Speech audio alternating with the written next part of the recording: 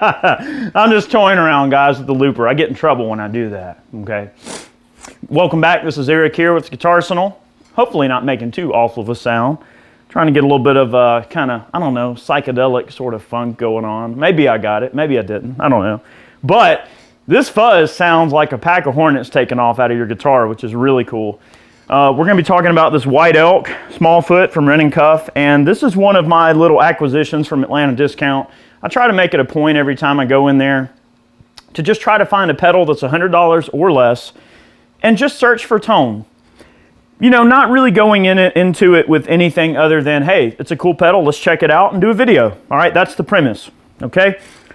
So the White Elk is actually kind of a mistake. All right, I'll explain just very briefly. There's this, the Elk company, ELK, was a Japanese company, and they made effects like back in the day and everything. Well, one of the engineers there was experimenting with a fuzz circuit and actually kind of like made, I believe, a couple of mistakes on a few of the values of the components inside the pedal and came up with this really ratty, thrashy kind of pedal, and it wound up being sort of a cult classic because the Elk company didn't really end up being like hugely successful. So they made this crazy, thrashy, dirty sounding pedal, and a lot of clone builders, such as Wren & Cuff, they're really known for their just really awesome fuzzes, right? Wren & Cuff decided to offer a small foot version of the White Elk because it's kind of like a cult classic, you know what I mean, in terms of fuzz sounds. Really, really cool stuff. It's just got this like really ratty, thrashy kind of sound. So I had a little loop going there in the intro. I'm just going to clear that. I'll let you hear just the fuzz by itself. Now I'm running this is a 52 custom shop Fender Telecaster with Barding Gatton T pickups. We're running into a 1968 Super Reverb amplifier. The naked signal of that amp sounds kind of like this.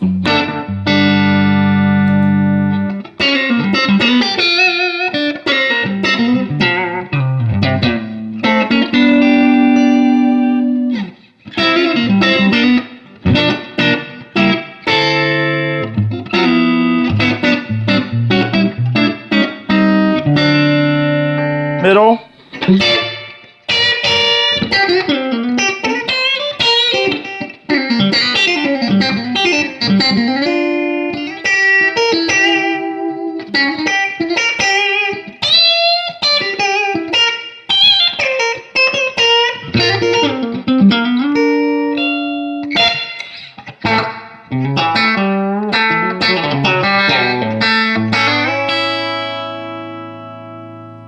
I'm going to check the tuning of my guitar real quick. I'll be right back.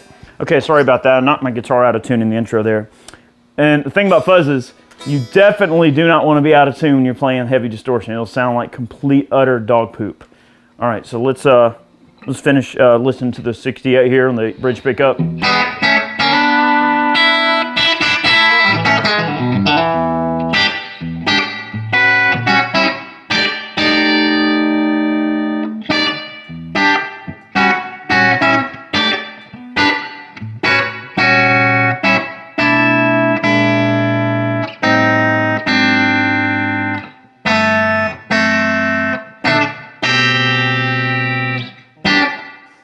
Very nice sound. Good, open, clean sound. All right, let's hear the fuzz.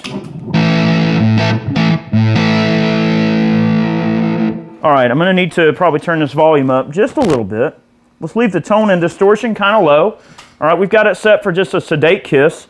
The tone is turned down relatively low. I'll tell you what, let's just stick the tone at noon and the distortion kind of low, and we'll just set it for somewhat unity gain and then work our way up on the distortion and just hear how thrashy this thing can get.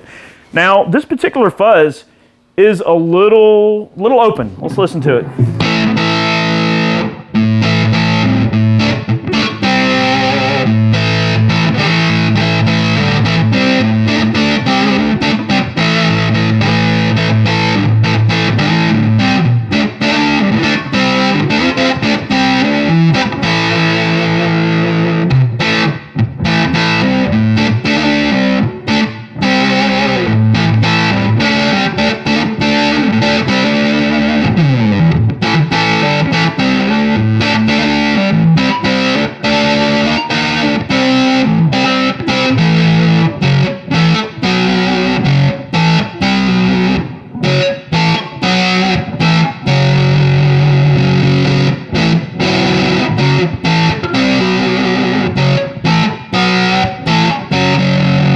for that kind of thing, you know, get that deep purple thing going on, which is kind of cool, you know.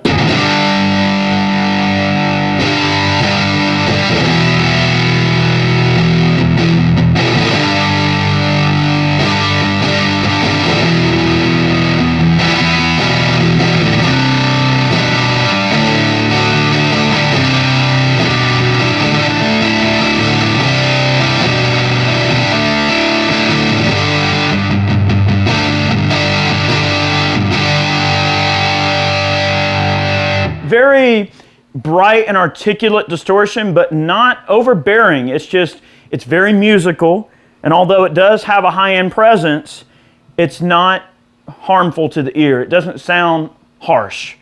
It's just musical. Usually, like those mids, right, are such an important guitar frequency, and we hear those mids and we think, man, those mids are beautiful.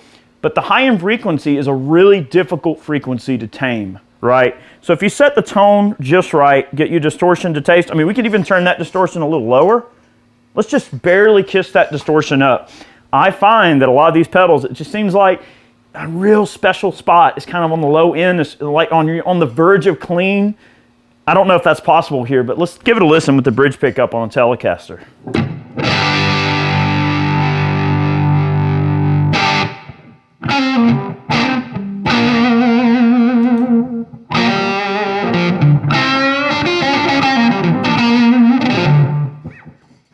Okay.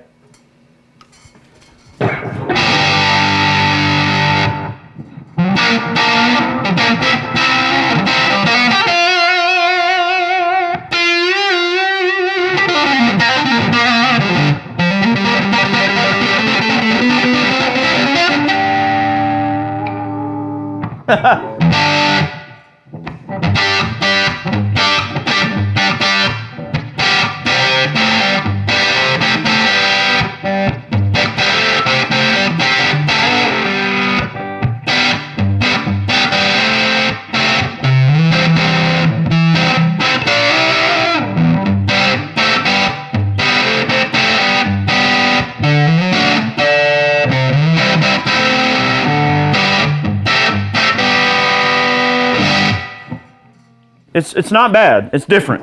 All right, so let's break the tone down back to the center. Increase the distortion level, okay? Ooh, all right, here we go.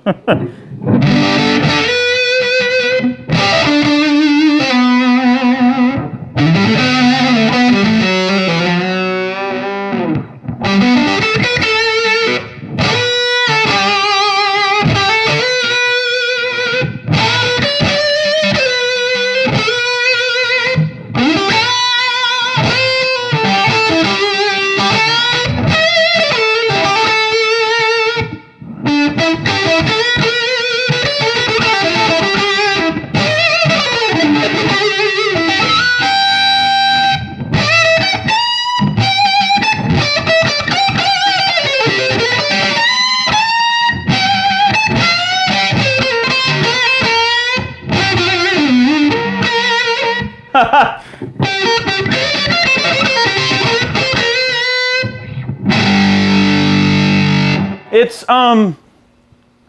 very grinding on the rhythm side with chords. It's just very full. You know, when you get those lower notes in there, it evens out the kind of bright nature of this pedal. I'd be willing to bet that it's probably a silicone based pedal rather than, what's the other, germanium, okay? The germanium is very musical and rich, and silicone has this very deliberate sound that is still really nice for certain applications. All right, let's increase the distortion even more. I'm going to break off that volume just a bit. All right, we're getting higher on the distortion. Let's give it a listen. That's pretty mean sounding.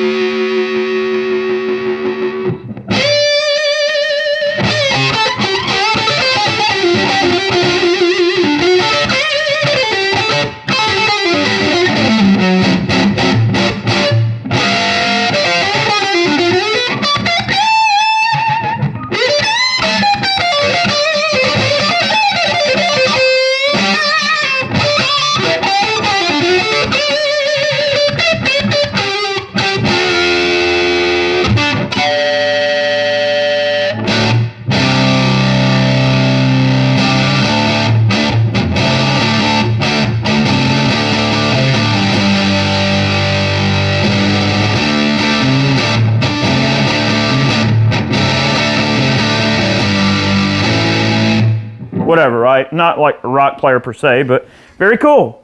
All right, let's go maximum on the distortion. This might be silly territory, but let's give it a listen.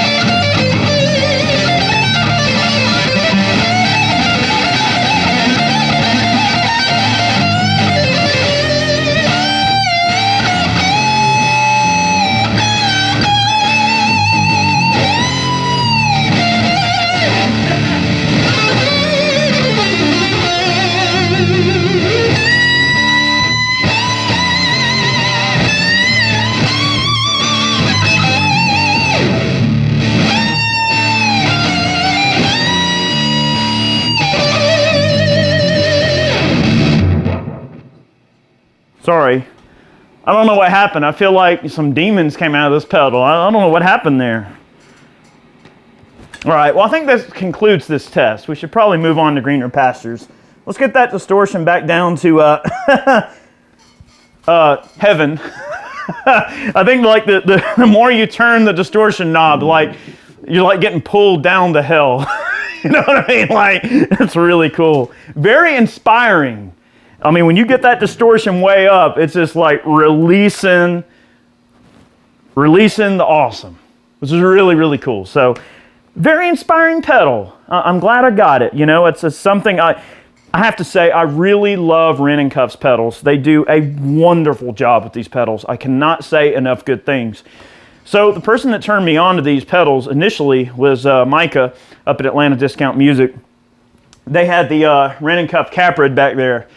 And I've always been a fan of the Ram's Head Big Muff from Electro Harmonix. And of course, the original vintage units are really expensive. And he was like, hey, you should check this thing out. It's really legit. It's awesome, right? And I got it, and I was so impressed with that pedal that every time I had a chance to check out and buy a Wren & Cuff, I did. I think I'm up to, let's see, I've got 1, 2, 3, 4, I've got 5 Wren & Cuff pedals. Every single one of them, even if it's within a realm of pedals that I'm not super crazy about, I always find tones that inspire me. That's really cool. So you guys are doing a great job at Wren & Cuff. These pedals are wonderful. Great work. All right, guys, I'm going to let you get back to your day. Thank you so much for listening to me make some racket. I've actually been out of practice. I haven't been playing guitar for about 2.5, 3 weeks. I've been really busy. I've been on the road. I've had life and other things going on outside of Guitarsenal. So I apologize for the lack of content, but hopefully we're back. And we'll stay after this. We've got lots of really cool gear to show you, so I really hope that you'll subscribe, click the notification bell. Maybe we'll see you guys in the funny papers. All right, enough racket. Let's get back to the low gain. And I've still got my string dropped down to D here. We'll make a little bit more racket in the outro. You guys have a great day. We'll see you next time. Good stuff.